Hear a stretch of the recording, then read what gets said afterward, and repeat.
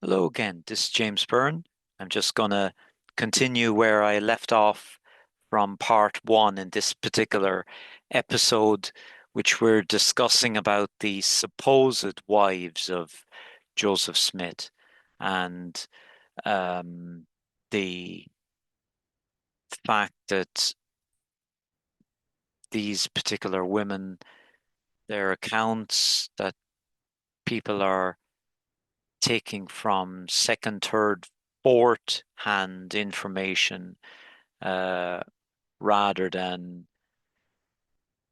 listening to first-hand witnesses like Joseph Smith, Emma Smith, Joseph Smith III, which is Emma and Joseph's son, witnessing that Joseph was always only involved in monogamy and uh, was consistently proclaiming against polygamy.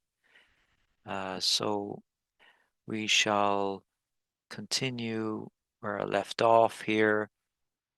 And another one of the wives, supposed wives, her name Hannah Els. We've nothing from Hannah herself. All we have is an 1886 letter from Eliza R. Snow to President John Taylor claiming Hannah was sealed to Joseph Smith, and an 1869 affidavit from John Benbow who claimed that Joseph frequently visited his wife Hannah at Benbow's house. No dates for any of the visits are given. Brian Hales acknowledges that other than these claims, little is known regarding her marriage and relationship with the Prophet. So again, um, very sandy, uncertain foundation about this particular woman. Go on to Helen Mar Kimball. Historians generally agree that Joseph married Helen when she was 14-year old, and there is much debate over whether or not Joseph and Helen had sexual relations. Yet none of these scholars seem concerned that there is absolutely no contemporaneous evidence that the pair were ever married in the first place. Helen, the daughter of polygamous Heber C. Kimball, who had 43 wives, never claimed to have been a wife of Joseph Smith until the 1880s, having become by that time not only an vociferous advocate of polygamy, but an outspoken opponent of monogamy. Here are a few quotes from Helen's book, Why We Practice Plural Marriage. There are some few who are honest enough to admit that the superiority of our marriage system to the prevailing monogamy code, which has led to the greatest vices and social evils that are daily increasing, degrading the human family. We have proven polygamy to be a promoter of virtue and know that if strictly obeyed, it will produce a higher, nobler type of humanity. Look down, or look, though looked down upon by the world, we will keep yet be looked up to and regarded as the founders of a superior system of Christianity. Great men are always polygamous. I mean, that's certainly taken from someone who believed in polygamy. Louisa Beeman. We have nothing from Louisa. Brian Hales, the historian, acknowledges Louisa Beeman apparently left no accounts of the sealing ceremony or a relationship with the Prophet. In 1869, polygamist Joseph Bates Noble signed an affidavit claiming that he had married or sealed Louisa to Joseph on the 5th of April 1841. Its claim is problematic since Joseph Bates Noble did not move to Nauvoo until the fall of 1841, and Louisa was not baptized until 1843. According to the researcher Don Bradley, Noble actually gives a variety of dates, two different dates of the month, two different months, and three different years. Lucinda Pendleton, with nothing from Lucinda herself. According to Brian Hales, Lucinda Pendleton left no records. Evidence for a sealing in Nauvoo during Joseph's lifetime is non-existent, leaving us to wonder why in the world is she on the list of likely wives. To say, very, very sandy ground and hearsay that these allegations of supposed wives are based on. Lucy Walker Kimball. First record of Lucy claim that she was married to the Prophet appeared in 1888, 44 years after his death. According to Lucy's story, Joseph told her, I have been commanded of God to take another wife, and you're the woman. He allegedly warned, I give you until tomorrow to decide the matter. If you reject this message, the gate will be closed forever against you. She recalls that before the next morning, she experienced a heavenly manifestation that persuaded her to marry him. In 1892, the odd exchange about the alleged polygamy revelation took place as Lucy testified in court. Question: You never saw that revelation during his lifetime? Yes, sir, I did. Well, what time did you see that revelation? That was in 1842. You saw the revelation then? Lucy, it was not written. Question: It was not written, you say. What do you mean by that? Lucy, it was not written to present to the church. Question: Well, was it printed? Lucy, no, sir, it was written later than that. Question: For presentation to the church, it was written later than that. Lucy, yes, sir. Question: Well, was it written at the time you saw it in 1842? Of course it was. That is, it was in manuscript, you know. He told me of the revelation, the one on plural marriage. As we've seen, the traditional narrative is that the alleged polygamy revelation was written down for the first time a year after Lucy claims to have seen it, making her story all the more implausible. Because as we see, section 132, which is the polygamy revelation, was in July of 1843. So clearly her witness was, it's implausible. It falls. Basically, it falls. Melissa Lott signed an affidavit in 1869. In court testimony in 1892, she claimed that she had married Joseph Smith in 1843 and that Emma knew all about it and gave her consent. This contradicts Emma Smith's unwavering lifelong testimony that Joseph never taught or practiced polygamy. We also have yet another claim that Benjamin F. Johnson wrote in 1904.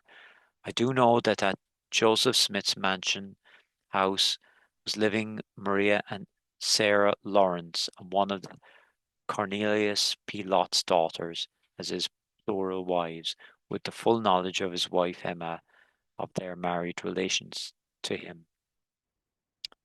The Lott family Bible includes a purported contemporaneous note that Melissa Lott married an unnamed groom, as well as a later note that Melissa Smith married Ira Wills.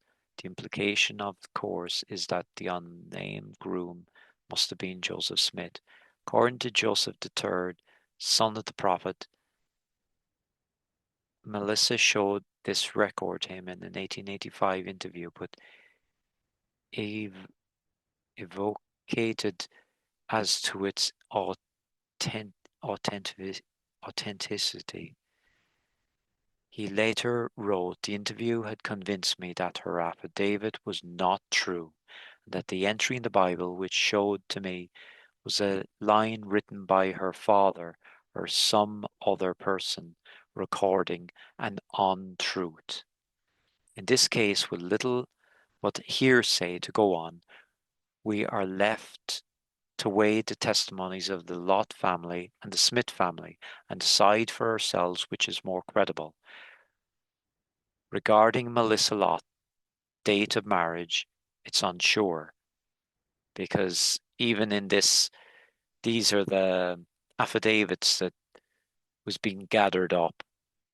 There's an 1842 with a seems to be crossed out or changed to 1843.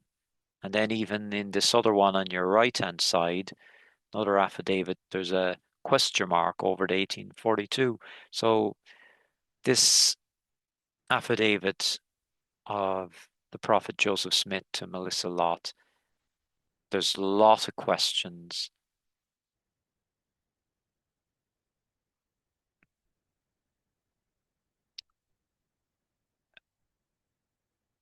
Another person, Maria and Sarah Lawrence. These sisters never claimed to have been married to the prophet. Maria died in 1847, 2 decades before the first such claims would emerge from any of Joseph's supposed wives, and much to Helen Mar Kimball's dismay, Sarah emphatically denied ever being connected to him. Two claims that these sisters lived with Joseph as his wives come from Benjamin F. Johnson, whose name should be very familiar by now, and from Emily Partridge Young, the woman who claimed that she and her sister married Joseph twice but got her marriage date wrong. Marinda Johnson. Marinda signed an 1869 affidavit saying that she was married or sealed to Joseph on the blank day of May 1843 in the presence of Eliza and Emily Partridge. Again, the same two sisters who supposedly married Joseph twice and got their marriage date wrong. According to Brian Hales, the historian, the relationship between Joseph Smith and Marinda Johnson is difficult to decipher due to a lack of evidence. Historian Todd Compton notes that apart from the partially dated affidavit, Marinda left no known reference to the marriage, adding that she is surprisingly underdocumented. None of this prevents Compton and Hales from asserting that Marinda was married to Orson Hyde in 1834, sealed to him in 1846, and having children with him until 1858. Also married Joseph Smith somewhere in the middle of it. So you can see how ridiculous such a thing is. Martha McBride signed an 1869 affidavit affirming that she was married or sealed to Joseph by Heber C. Kimball somewhere in the summer of the year 1842. Hales stated that sometime after May the 23rd, 1843, Joseph Smith approached Martha in a matchmaking attempt for her daughter Almira. He bases this assertion on an account from Almira, who left the church, married a bitter anti-Mormon, and gave the account in 1908. Right, we have another Mary Elizabeth Rowlands Leitner. Mary gave an affidavit in 1877 claiming that she had been sealed to Joseph Smith for time and all eternity in the month of February 1842 by Brigham Young. Yet, in February of 1842, Mary Elizabeth had been married to her husband Adam Leitner, for over 6 years and had already borne several children with him and would continue to have more, and lived with him as his wife until his death in 1885. Interesting, in her autobiographical sketch as published by the Utah Genealogical and Historical Magazine, there is no mention of her having been married or sealed to the prophet. In a 1892 letter to Apostle John Henry Smith, Mary acknowledges the strange situation of supposedly having married the prophet while she was married to another man, and promises to throw light on what now seems mysterious at some future time. If I could have an opportunity of conversing with you, I could explain. I cannot explain things in this letter. Someday you'll know all. We have no record of any explanation that she might have given. So that I mean is ridiculous to think somewhere in the middle of a marriage with Adam Leitner, she married Joseph Smith. Mary Heron. We have nothing from Mary herself. Brian Hales, the historian, states that, according to one isolated source, Mary Heron, the legal wife of John Snyder, was sexually involved with Joseph Smith in 1843. That single source is Joseph Elias Johnson, Mary's son-in-law, who was facing church discipline for impregnating the wife of Lorenza Snow. Hales cites a rather crass claim that Johnson was familiar with the first frigging that was done in his house with his mother-in-law by Joseph, and notes that this statement constitutes the primary evidence of a relationship between Joseph Smith and Mary Heron Snyder. I mean, the witnesses here, it's it's it's ridiculous that these would be taken as serious evidence that Joseph Smith married or had any relationships with them, when he had a very happy, loving relationship with his own wife, Emma. Nancy Marie Winchester. In 1886, Eliza R. Snow wrote several names, including Nancy's, on a piece of paper for historian Andrew Jensen, claiming that they were wives of the prophet. This is all the documentation we have for a marriage between Nancy and Joseph Smith, based on what Eliza R. Snow wrote. Olive Gray Frost. We have nothing from Olive herself. As evidence from Olive's being a wife of the prophet, Hales turns to a 1902 journal entry from a church member, Joseph E. Robinson. During the afternoon, I called an Aunt Lizzie. She knew Joseph Smith had more than two wives, said he married Olive Frost, who had a child by him, and they both died. Yet, as Hale acknowledges, this appears to contradict James Whitehead's 1885 comment that Olive died in childbirth, but more than 10 months after Joseph's death, showing he could not be the father. Eh, I mean, they're accusing him of being the father, even though Joseph is already dead when the child died in childbirth.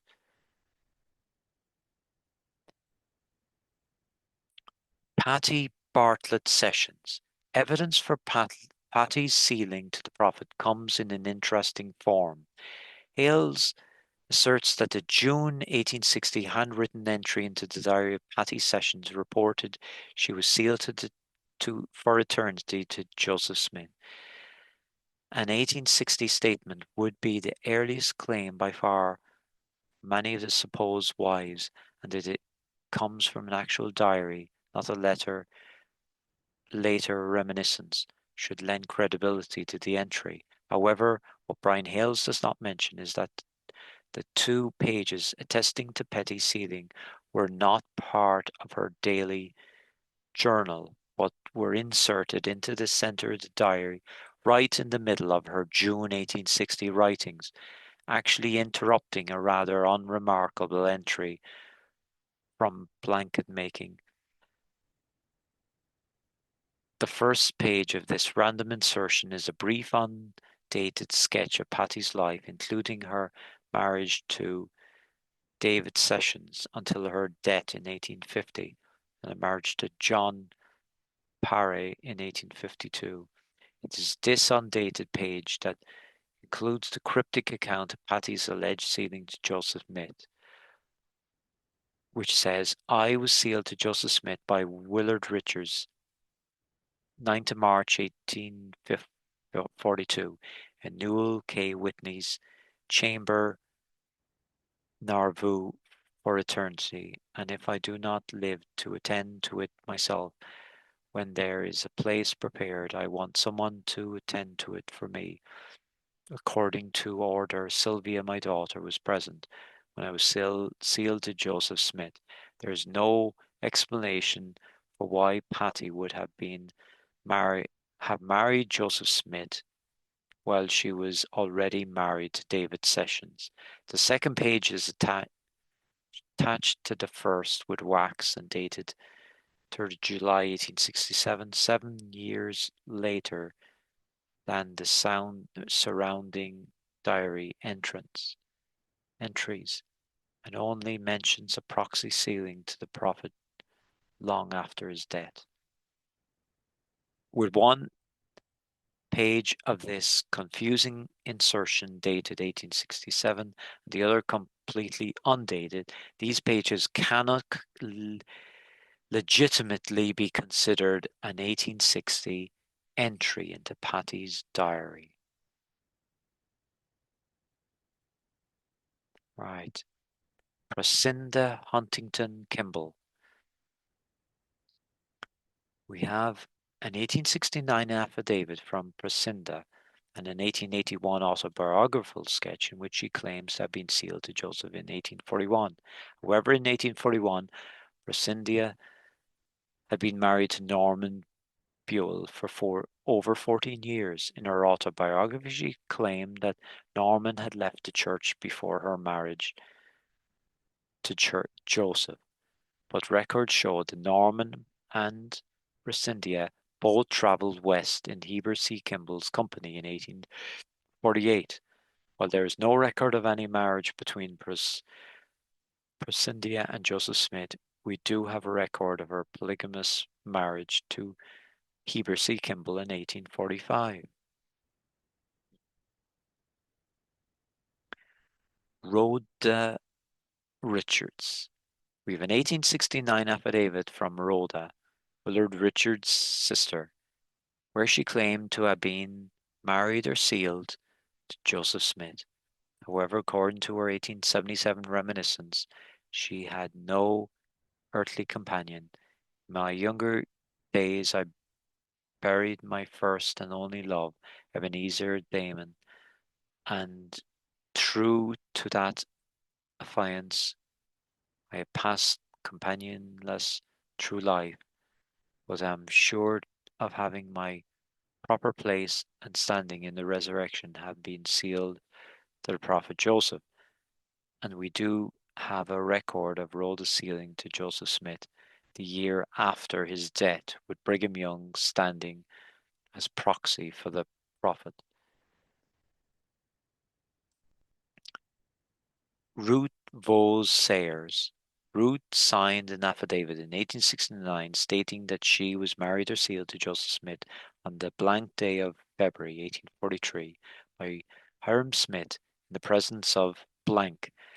Brian Hales notes that this contradicts the traditional narrative that Hiram had not yet accepted polygamy by this time, but Instead of dismissing her testimony, he concludes that Ruth made a mistake as to either the date or the sealer and insists that, regardless of the error, Ruth Bose's sealing to Joseph Smith is important. Sarah Ann Whitney Kimball. Sarah and her mother both signed affidavits in 1869 affirming that Sarah was married polygamously to Joseph Smith 27th of July 1842 by her father, Newell K. Whitney. These claims are problematic for several reasons. Like Eliza R. Snow, Sarah's mother, Elizabeth Whitney, signed the October 1842 statement declaring that she knew of no other system of marriage besides monogamy being practiced in the church, making either that declaration of her 1869 affidavit a lie and completely undermining her credibility. Although there is no marriage record of Joseph and Sarah,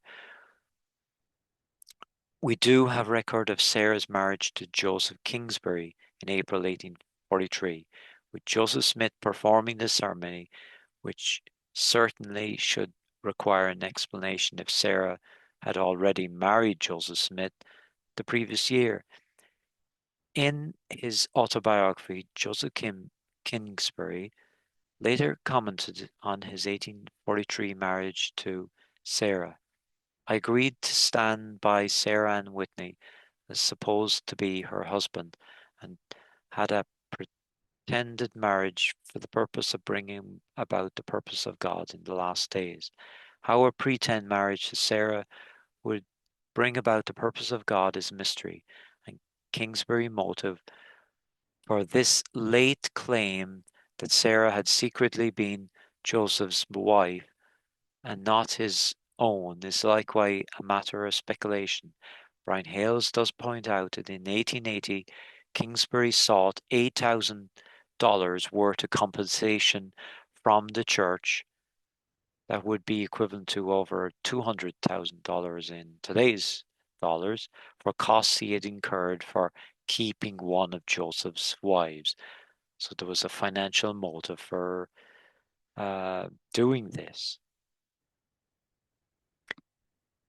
Claimed as evidence for Sarah's supposed marriage to the prophet, we have a purported revelation from Joseph in which the Lord gives Newell A. Whitney instruction for performing the ceremony between my servant Joseph and your daughter S. A. Whitney. If authentic, this would be the only contemporaneous document explicitly linking Joseph Smith with a polygamous marriage. However, the documents supporting this claim were again created decades after Joseph's death, two copies dating in the 1870s and a typewritten copy submitted to the church by polygamist Orson F. Whitney in 1812. There is no original.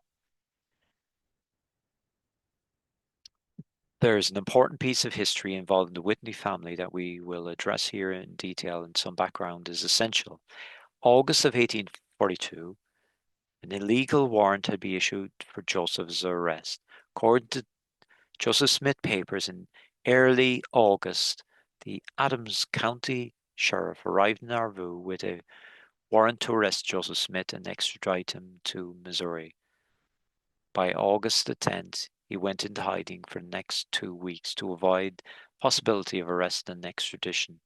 Next day, August 11th, Joseph sent instructions for Emma Hiram, Newell K. Whitney, and a few others to meet him that night on a nearby island. After dark, the parties went by skiff and went up on the island, where they exchanged information and made plans for Joseph to hide at Edward Sayers' home for a time. 2 days later, Joseph had sent word asking for Emma to visit him so they could discuss whether to take their family and leave the area for a time. As the carriage was being prepared, Emma realized that this had drawn the attention of the sheriff, who kept a vigilant watch in the hopes of following her to Joseph's hiding place.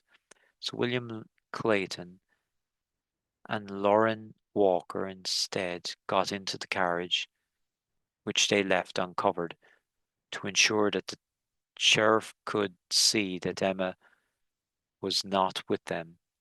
They then drove off, unfollowed, to the home of some friends, the Durfees. Meanwhile, Emma secretly set off for the Durfees on foot and met up with the carriage there. They drove together for several miles and turned into the woods, at which point Emma left the carriage and travelled on foot the rest of the way to Edward Sayers' home, where Joseph was waiting. Prophet was extremely appreciative of the efforts of his wife, his brother, and his friends, and was very cognizant of the trouble it cost them to make these covert visits. On the 16th of August, overcome by gratitude for their kindness and deeply touched by his experience during their clandestine island meeting just days earlier, Joseph recorded his feelings, speaking most warmly of Emma Hiram and Newell K. Whitney. How glorious were my feelings when I met that faithful and friendly band on the island. What unspeakable delight I took by the hand on that night, my beloved Emma, she that was my wife. Oh, what a commingling of thought filled my mind for the moment. Again, she is here, even in the seventh trouble, undaunted, firm, and unwavering, unchangeable, affectionate Emma. There was Brother Hiram. Thought I to myself, Brother Hiram, what a faithful heart you have got. Oh, may the eternal Jehovah crown eternal blessings upon your head as a reward for the care you had for my soul. Said I to myself, here is Brother Newell K. Whitney also. How many scenes of sorrow have strewed our paths together, and yet we meet once again more to share again. Thou art a faithful friend, Brother Whitney. Thou knows not how strong those ties are that bind my soul and heart to thee. That following night, having heard rumors that Joseph's location had been discovered, Emma went to see him at Edward Sayers' home to warn him that it was no longer safe there. He left immediately and kindly received at Carlos Granger's. This brings us up to a letter that Joseph wrote the next day, which he addressed, Dear and beloved brother and sister Whitney, and C. Take this opportunity to communicate some of my feelings privately at this time, which I want you three eternally to keep in your own bosoms, for my feelings are so strong for you since what has passed lately between us, that the time of my absence from you seems so long and dreary that it seems as if I could not live long in this way. And if you three would come and see me in my lonely retreat, it would afford me great relief of mind. I am now at Carlos Granger's, just back of Brother Hiram's farm. All three of you can come and see me in the fore part of the night. Let Brother Whitney come a little ahead and knock at the southeast corner of the house at the window. It is next to the cornfield. I have a room entirely by myself. The whole matter can be attended to with most perfect safety. The only thing is to be careful as to is to find out when Emma comes. Then you cannot be safe, but when she is not there, there is the most perfect safety. Only be careful to escape observation as much as possible. When I see you, I will tell you all my plans. I cannot write them on paper. Burn this letter as soon as you read it. Keep my all locked up in your heart breast. My life depends upon it. One thing I want to see you for it gets the fullness of my blessing sealed upon your heads. You will pardon me for my earnestness on this subject when you consider how lonesome I must be. Your good feelings know how to make every allowance for me. I close my letter. I think Emma won't come tonight. If she don't fail to come tonight. I subscribe myself your obedient, affectionate companion and friend, Joseph Smith. Now, the reason why I I put that there, that particular letter, historians and polygamists represent this as Joseph Smith was a polygamist.